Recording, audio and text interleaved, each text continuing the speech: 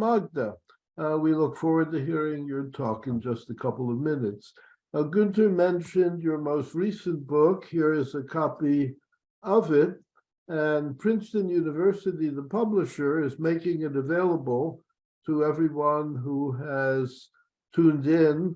Gunther can send you the link, but it will be available at a generous discount. I'm reading it now. It's a very formidable, very learned and insightful study of its subject, and I strongly recommend you consider purchasing a copy of it. The subject itself certainly demands attention.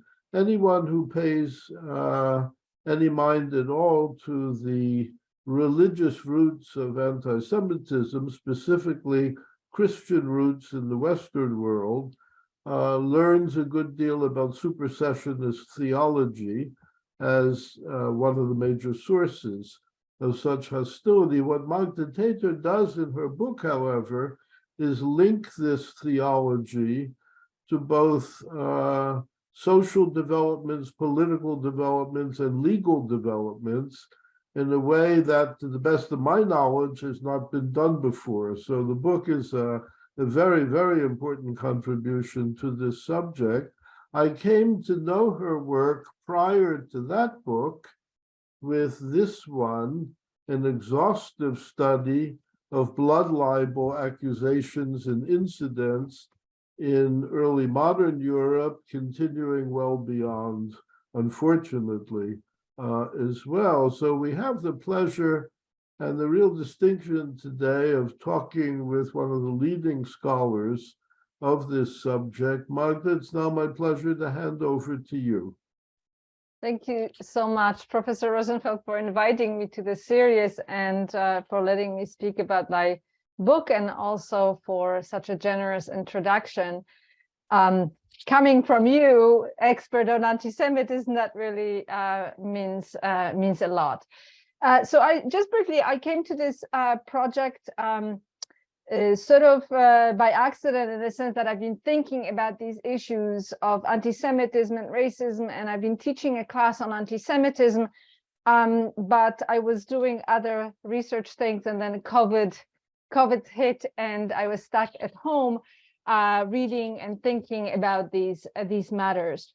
And one of the things that I'm going to share my screen, that it struck me when I started teaching at Fordham, and it was just after in 2015, but I started teaching a class on anti-Semitism in 2016, and during the election campaign of 2016, and then soon after, a film came by Raoul Peck about James Baldwin, I Am Not Your Negro. And in that is a clip of James Baldwin speaking about the Negro problem in America, or the Negro and the American promise. And he made a statement that, as someone who has thought and taught and studied the question of anti-Semitism and anti-Jewish prejudice and hatred, it stood out to me as something very similar. So he, the key paragraph here, the key passage is when he asked why it was necessary to have, and he uses the N-word. Peck and the film uses the word that was not an offensive word in 1960s Negro, but he uses very consciously the N-word. In the first place, why did they have to create this image of the N-word? It is because I'm not that. I'm a man. If you think that I am the N-word, that means you need him. And if I'm not the N-word here, then you invented him, and you have to tell us why. And for me, this was the key moment in thinking, why did the Christians develop the Jew? That had nothing to do with the Jews I studied as a scholar of Jewish history, of Jews' flesh and blood, but this caricature of the Jew. And one of the things that again, as I began to think about it, and I started writing an article that then grew beyond being an article, is that in the discussion of racism in the United States and in the discussion of anti-Semitism, the two fields do not talk to each other. There is an acknowledgement that anti-Semitism and racism coexist and sometimes overlap. We've seen it certainly in the last few years, but there's no real kind of deep analysis. So I began to think about why this Baldwin quote and some of the parallels were so stark, and I started sort of jotting down the parallels, and it became very interesting to see how similar tropes are developed against Jews, obviously much earlier, as they were later developed against Black people. Jews were cursed by God, like Cain. Jews were cursed by God. The idea of Cain or Ham is used against Black people. Jews were inferior by God's will because they were rejected.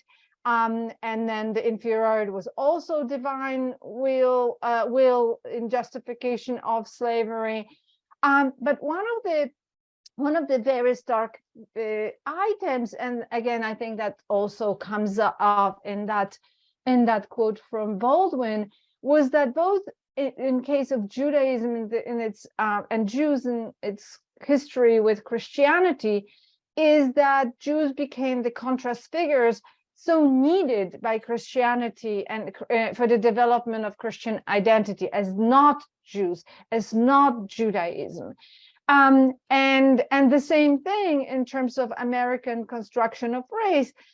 Black people become the contrast figures to white identity in that way, and then again it becomes part of the law, and it becomes part of culture. And the other thing is, what struck me again, we know that from African American history and American history, that the history and the role slavery plays and its long legacy of that. Jews, of course, were not slaves, but from the earliest days of Christianity, a language of servitude and even slavery had been used to describe Jews and Jews and Christians and the relationship between Christianity and Judaism. And then there are all these other parallel tropes that Jews are lazy and unwilling to do physical work because they benefit from Christian exploitation. Here is the same idea of laziness, but different motivation coming in the context of Black people. They are both carnal, they are sexually dangerous. Jews are insolent and arrogant. The idea of uppity Black person is also very common. So it became very, very curious about these parallels, and I thought there must be something more to it, that it's not an accident. So I began to analyze the one thing that in these different contexts that overlapped was the idea of servitude and slavery. Again, in context of Jews, it was the idea, the trope, the idiom. In the context of Black people, it was actual legal enslavement. But the idea of and what slavery means in power relations and in social relations had, I think, I had a hunch that had something to do with these uncanny parallels. The connection between anti-Semitism and anti-Black racism is not the first one I am making. I think it is, but it had been sort of abandoned in a deeper analysis. In the United States, there had been certainly studies on Black-Jewish relations, but this sort of deeper analysis on the conceptual overlaps and differences important too of anti-Semitism and anti-Black racism has been sort of abandoned. And we saw in particular in the 1930s, 1940s, especially coming out of the Black intellectuals responding to what was happening to Jews in Europe. And then W.E.B. Du Bois, who had been who had traveled to Europe a number of times, and then returned after World War II and visited the site of the Warsaw Ghetto, now destroyed, with just the moving monument to the ghetto fighters. And he's in his speech, The Negro in the Warsaw Ghetto, he noted that what he witnessed was not so much clearer understanding, gave him not so much clear understanding of the Jewish problem in the world as it was real, and more complete understanding of the Negro problem. And I think for me too, studying the two together gave me a clarity over both the overlaps and, importantly, also over the differences. And I think frequently the conversation about anti-Semitism and racism is paralyzed by the fear of stepping over boundaries or comparative suffering or so on and so forth. But for me, it gave me clarity about anti-Semitism and anti-Black racism as well. I strongly recommend you watch this film, which was made by Leor Horowitz, a Jewish filmmaker, about just after World War II, about anti-Semitism and racism in the United States. And it's a really moving film that connects the two in a very poignant way, and about the kind of failed reckoning, and why after the war, after all that we've witnessed, Hitler's voice was still heard in American spaces, in American life. And then again, there were other intellectuals, both in Jewish and Black journals in the 30s, but most importantly after the war, who were discussing these parallels. And then in the 1960s, essentially, the conversation broke down.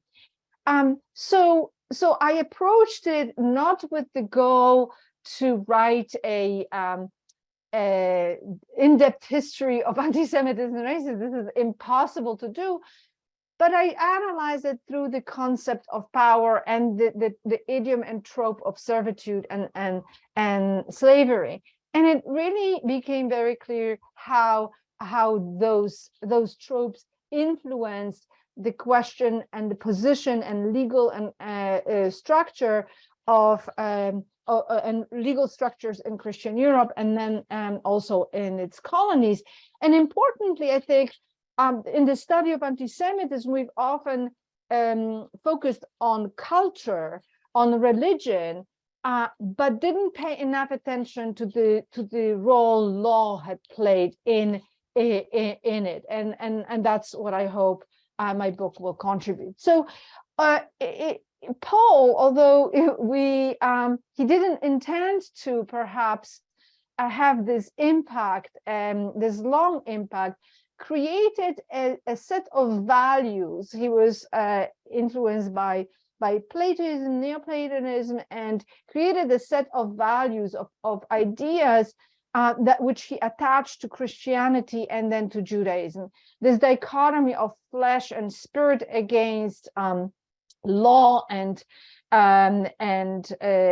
promise, one flesh and law attached to Jews, and spirit and promise attached to Christians, and the idea that the law and the flesh holds people in slavery, and he attaches it to the trope of Hagar, Again, Jewish law as Mount Sinai, as bearing children for slavery. So attaching the idea of slavery to Jews and the heavenly Jerusalem in spirit and promise to freedom. So that clearly, in that way, he attached values, one positive, one negative, one earthly, carnal, one heavenly and spiritual. By that, again, he created this dichotomy between the two. And then, very importantly, he sets up not only the flesh and promise, but also the power dynamic, and where he used talking about really God's will and God's election, nothing about the actual power structure. The elder shall serve the younger. I have loved Jacob, but I have hated Esau. And in Paul's understanding, it was not necessarily Jews against Christians in that way, but he does begin to create this attachment of Christianity to Jacob and Judaism to Esau, even though it is not what the Bible really says. Augustine, a few centuries later, returns to these motifs that come out of Paul, and he writes in a very different moment. Christianity at that point is now the religion of the empire, and he takes it further in associating Jews with carnality, Christians with spirit. He elaborates on the pairs, biblical pairs, Cain and Abel, Cain as Jews, Abel as Christians, Ishmael. Counterintuitively, he attaches to Jews because he is seen, according, again, the legacy of Paul, as the child. He's a child of Hagar, the slave woman. So therefore, this is attached to Jews as slaves to the law. Isaac, the child of promise, a symbol of Christianity. And similarly, Jacob and Esau, he takes it and attaches Esau to, as again, carnal, earthly, to Jews, and Jacob as a child, again, younger and of promise here. But in that moment, in these couples and these pairs of siblings, each one is elder and younger. Elders are the earthly and attached to Jews, and younger are the people and the concept attached to Christianity. So the verse, the elder shall serve the younger, by that time means the Jews shall serve the younger. And he explained that in this way, the two covenants, the old and the new. And he says the one is part of the earthly city, and the other one, the new, is part of the heavenly city. And thus one symbolizes the servitude of Hagar, who was Sarah's slave, and then the other one symbolizes the free city coming from Sarah. So freedom becomes Christianity, and servitude and slavery becomes seen as Judaism. And here he elaborates on the elder shall serve the younger, and he says, now scarcely among us has understood it to mean anything else than the elder people of the Jews should serve the younger people, the Christian people, and that primacy of the elder was transferred to the younger. What could be clearer than the reference of these two promises to the people of Israelites and to the whole world, and the former according to the flesh and the latter according to the faith. Soon, so this is still within theological realm of supersessionism, but soon it becomes Christian supremacy. And I am very careful to use the word supremacy, not in a sort of metaphorical way, but in actually a legal way, in the sense that it's about authority and it's about power, and how that theology becomes embodied in law. And what we see that the Roman Christian law begins to is deployed to effectively create a legal structures that apply the theological concerns, not necessarily directly referring to them, but in effect. So, for instance, in the context of this laws concerning slavery, and then slavery, as you no doubt know, was common, was part of the system in the social system in the Roman Empire. People bought slaves, had slaves in their households. It was not the chattel slavery that comes in the early modern period in the European colonies, but nonetheless it exists. So no account shall a Jew buy a Christian slave, neither shall he contaminate him with Jewish sacraments and convert him from a Christian to a Jew. This is the first time where we have restrictions on who can own slaves, and these are laws concerning Jews. Jews can own slaves, but they cannot be Christians. Christians can own slaves, even Christian slaves. So you can see that the restriction here is specifically related to the Jews owning Christian slaves.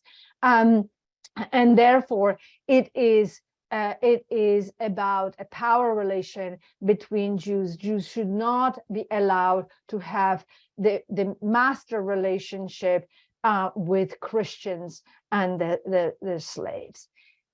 I'm skipping necessarily, there is a longer discussion in the book about it. By the Middle Ages, we begin to see it also in church law and in the language that is much more explicit theologically, but also begins to use explicitly the language of servitude, Jewish perpetual servitude. The Jews who by their own guilt are consigned to perpetual servitude because they crucified the Lord. The Pope orders the rulers to restrain the excesses of the Jews, that they shall not dare raise their neck bowed under the yoke of perpetual slavery against the reverence of the Christian faith, lest the children of a free woman should be slaves to the children of a slave, but rather that as slaves rejected by God, they recognize themselves as slaves of those whom Christ's death set free at the same time that it enslavement. And it should not allow to let Jews grow insolent. So you can see these tropes of servitude, of slavery, of freedom, of Christianity, of Judaism, of insolence or arrogance, all in one text. And then it continues in Christian, both church legal statements, but also in secular or lay laws, imperial and royal laws that prohibit Christians from serving Jews, and so on and so forth. And again, you can see the same. Jews are consigned to perpetual servitude. They exchange the servitude they owe to Christians for dominion over them. They have erupted in insolence.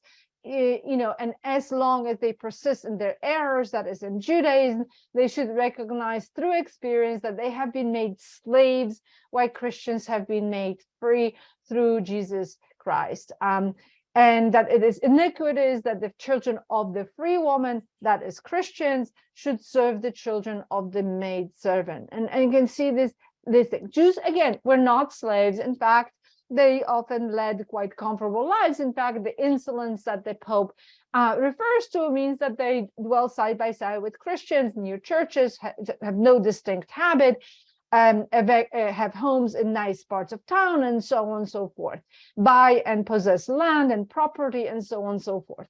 So Jews explicitly are not, which is why this is so jarring, because the concept of of Jewish servitude is already so deeply embedded in Christian conceptions of relationship with Jews and Judaism. Lest you think that this was only a medieval or early modern idea, I'm here giving you the example coming from 1945 after World War II in Poland that is clearly referring or echoing those pre-modern theological ideas of Jewish servitude. So here is a report of a meeting between Bishop Kaczmarek of Kielce with community leaders who were concerned with about growing anti-Semitism and attacks on Jews. This is before the infamous Kielce pogrom, in which he says, Jews are talented merchants, talented doctors, talented lawyers. Poland is destroyed. It needs strength. Why don't Jews do what they are capable of? Why do they engage in politics? Can you imagine, and here's the key passage, can you imagine what it looks like when a priest comes to the ministry and a Jewish woman is sitting there, God knows from where, and treats our clergy with superiority and insolence? What kind of impression does it make? So what bothers Kaczmarek, Bishop Kaczmarek, is Jews in a position of power, right? We often think of the anti-Jewish trope, modern anti-Semitic trope of Jewish power, but that, I argue, is tied to the idea of Jewish servitude. Jews in any position of equality or power are seen as insolent, arrogant, or usurping that position. So what we have here is we have this theological idea of Christian supersessionism, would give the sense of Christian superiority. It emerges at the time of Christian persecution and from the position of weakness. And then with the rise of the Christian empire becomes Christian supremacy. That theology is gradually implemented into law, and it socially reifies or makes real this idea of Christian superiority, theological and social superiority, and gives rise to the sense of Christian domination, which will become key as European Christians expand later on. So it is also displayed in applied in a visual language. Here we have the famous pairs of ecclesia representing the church and Christianity, and synagoga. Ecclesia, the church, and a queen, a reigning queen. Synagoga, a humiliated, blindfolded maiden. And again, it's ubiquitous in medieval European art. Here is an early modern version of it. Again, ecclesia, the church, on your left, synagoga, blindfolded, on a donkey on the right. And then in the early modern period, with the European expansion, curiously, that idea of ecclesia kind of disappears, and she is replaced by Europa. Europa Regina, the Queen Europa, is a Christian queen dominating here. Here's a famous image from Sebastian Münster's Cosmographia, and you can see it all over. This is again the Europa as a sitting queen with a cross, again, like the Ecclesia, affirming Christianity. But what is also disappearing is the synagoga. We no longer have the synagoga. Instead, the Europa, the Christian queen, dominates the other continents, Asia, Africa, and America. All of them sort of displayed at different levels of quote unquote civilization, a word that does emerge in the early modern period. And you can see Asia, the sort of most sumptuously dressed, is also humble in that kind of position, like a synagogue, and the other ones are also looking down and are showing in sort of different levels of clothing, being clothed. And here you have another example of Europa on the far left, and then Africa and America in the other images. Here is 1709, and by that time we see a racialized Africa. So here you can see Africa is still kind of looks similar, and her face looks similar, but by the 18th century, Africa is racialized in terms of looking more like a sub-Saharan Africa, and Europa is still the Christian queen, reminiscent of the ecclesia. And so by that time, we're beginning to see with the transatlantic slavery, with the European global expansion and domination, we see the sort of the rise of increasingly white Christian identity and domination. And here's an example of a colonial act from Virginia, an act concerning servants and slaves, in which you will hear probably an echo of the same of the Roman law: no Negroes, mulattoes, or Indians, although Christians or Jews, Moors, Mahometans, or other infidels shall purchase any Christian servant, nor any other except of their own complexion. And if any Negro, mulatto, or Indian, Jew, Moor, Mahometan, or other infidel, or such as they are declared slaves by this act, shall notwithstanding purchase any Christian white servant, the said servant shall ipso facto become free and acquit from any service then due, shall be so held, deemed, and taken. So in other words, freedom is white and is Christian, and any of the other groups may not hold Christian and white slaves, in the same way that in Roman law, Jews could not hold Christian slaves. They can hold slaves, but they're not white and Christian, right? In this way.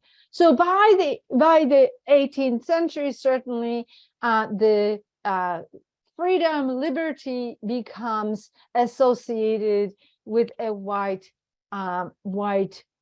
Christian woman. Here is a revolutionary. Obviously, Christianity and French Revolution have a complicated relationship, but that becomes embodied in that way. And also, what we see after the American Revolution is that America changes her race. America becomes Columbia, and she becomes a white woman. Against that America that was shown in the early modern images, and again here you have various depictions of Columbia. So in contrast to maybe outside, so what we see here in terms of the development of white Christian supremacy, you needed that idea, that aspect of real enslavement of non-white people, predominantly Africans. So that leads to the development and really connection between race and blackness to justify enslavement, especially in the late 16th and in the 18th century, and the development of ideology of racism and white supremacy. So here is a contrast in the way it developed. We have first, in the Black case, enslavement, then the idea of race to justify enslavement, and then racism and that white supremacy, which always retains that Christian aspect of it. Whereas in the case of Jews, it was first an idea from a position of weakness of Christian supersessionism, the sort of replacement theology, then became Christian supremacy in a case of power, and only then that law begin to ratify, make real the legal status of Jews and to reflect that theology. So the process is somewhat different. In the end, creates that notion, the powerful notion of white Christian supremacy, not just white supremacy, not just about race, but the Christianity, it remains very powerfully in that. Jews in the Enlightened period, not only the idea of race and in attachment to Black people is developed, but also race in attachment to Jews. And what we see, it actually comes from the study of religion. From the late 17th century through the 18th century, we have books that begin to sort of have a global approach to ceremonies, religious ceremonies. And what happens is that these scholars begin to talk about Jews, but in the context of biblical practices, and therefore they place Jews in the Holy Land, in Israel, in what they called then Holy Land or Palestine or Ottoman Palestine, and therefore remove Jews from Europe, and I call it de-Europeanized Jews, analyze Jewish practices as they were practiced in the biblical period. And therefore, with animal sacrifices, with all kinds of details, they begin to make connections with non-European ceremonies and practices. Here, I'm just giving an example of a book from 1705 that explicitly compares East Indian practices with Jews of the biblical period. And here is an illustration of the enchantment of the serpents that supposedly was practiced in India with the the Moses and his serpent, and the miracle of the staff and the serpent that is discussed in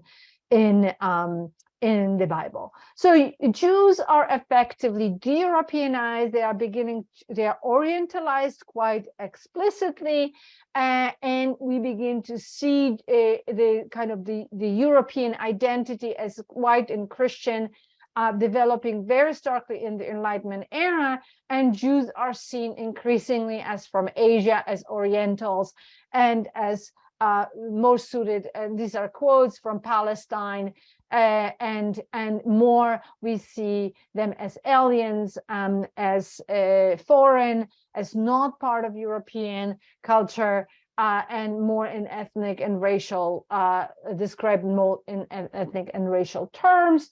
And that gradually comes, and it gets deployed also in the debates over citizenship, where the Jews, in fact, can become citizens, whether they can be equal or whether they are entirely different. Does the law of Moses make it possible for Jews to become citizens? They will never become fully integrated the way that Catholics, Lutherans, Germans, Wends, and French can live together. And again, the implication is obviously that they're all Christians. And Jews will always be foreigners, and they should not have the quality and the rights of active citizens. And some even who were argued, they were questioning, they were asking this question, whether the Jews will be seen as alien residents or equal as Dutchmen on equal footing, and whether they can share the same rights. And then there were concerns about being judges and having political power, or whether in fact all that freedom and all that citizen was only discussed for the Christian citizens of Europe. So the religious aspect never disappears. And similarly, and this is what is interesting in the debates in scholarship on Jewish citizenship, the so-called emancipation, the debates over Black equality, which were very crucial for the French Revolution and for the revolution, is never discussed. So that idea of what it means to be equal in terms of also race and religion is rarely discussed. And we can see that both proponents of Jewish equality or Jewish citizenship were also discussing the idea of free Black people, especially free Black people, and also the question of whether the enslaved Black people can be made equal. So these are debates that are taking place exactly at the same time. And in response to Jewish citizenship, we have the rise of anti-Semitism and the questioning of that premise of equality. And here is Bruno Bauer from 1843 that who questions that the idea of human rights is in fact applicable to Jews, or anyway, it is really, it was, he says, discovered for the Christian world. The inventor, the person who coined the term anti-Semitism, he affirms that, again, that Jews belong to Palestine, and that Jewish emancipation, essentially equality and citizenship, did no more than recognize the already existing alien domination. Right? You elect the alien master. So equality essentially made Jews masters. So it flipped that Jewish servitude, that power dynamic that was outlined in both law and theology. And when you make you make them legislators and judges. So the idea of power is really, of Jewish power, is really a discomfort with equality that emerges from the idea of citizenship, and that is deeply rooted to that concept of servitude we discussed earlier.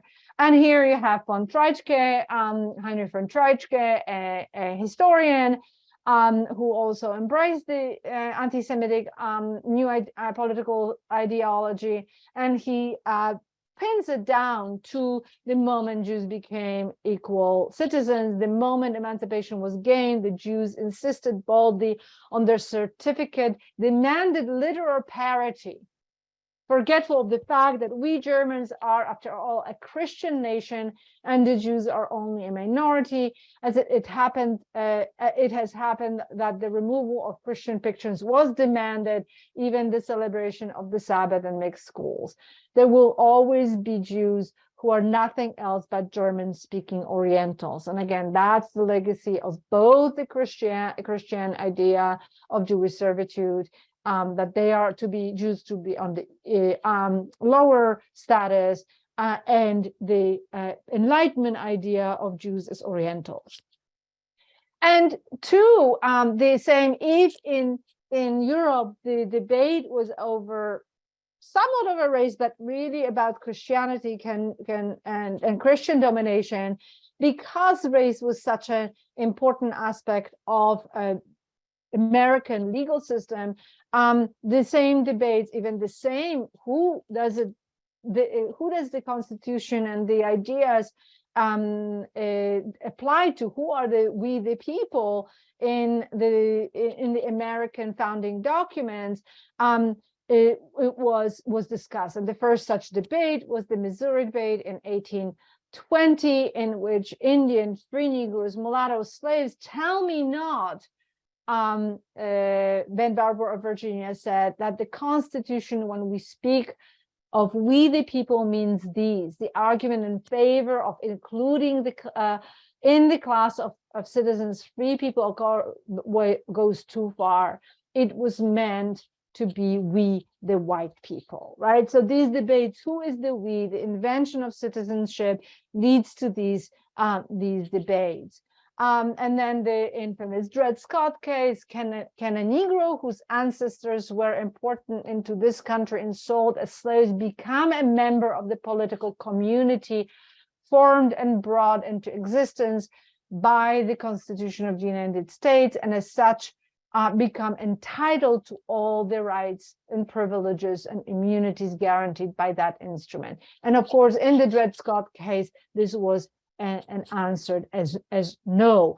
And when you begin to see this, you begin to see the chronology, the overlap chronology over these debates in both cases. So what we see emerging is we see emerging the ideas of equality and power, and the modern idea of equality essentially clashed with the established ideas of social hierarchy that were built on the premise of first the Christian domination and Jewish servitude, and then the racial domination, white Christian domination that we've seen with the European expansion. Modern nation does invent the new we. These debates, they're trying to discuss who is we the people, and in both cases there is a huge discomfort and a desire to exclude Jews and Black people from the concept of the we, and the concept of equality. Both eventually achieve the equality de jure, but will always be perceived as usurping that social position that doesn't really belong to them. In the modern times, that inequality is visualized as well. Here you have a couple of examples from the United States, publications of the depictions of really caricatures of Black people against white people. Here we have a book, The Negro, a Beast, which argues that really Black people are not even human. This is something that Jews, until the Nazis have dehumanized fully Jews in order to murder them, were not questioned. That idea of Jewish humanity was not questioned because they were obviously part of the biblical story. But in terms of Black people, that was even debated. So here you have an example of how that is depicted in racist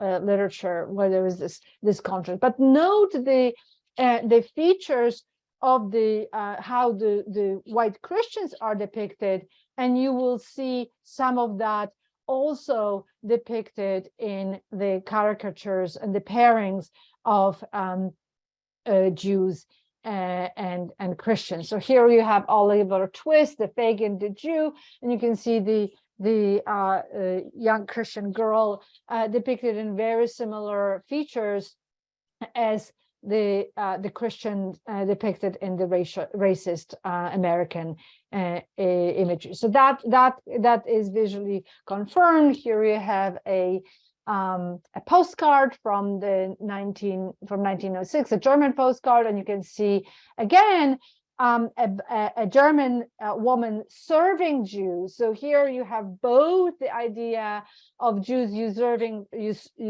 their place, returning to the idea that was so embedded in law that Christians shall not serve Jews. And you also have that racialization of Jews. They are darker. They are obviously caricatured as fleshier. The complexion is different. The hair is different that we see in here.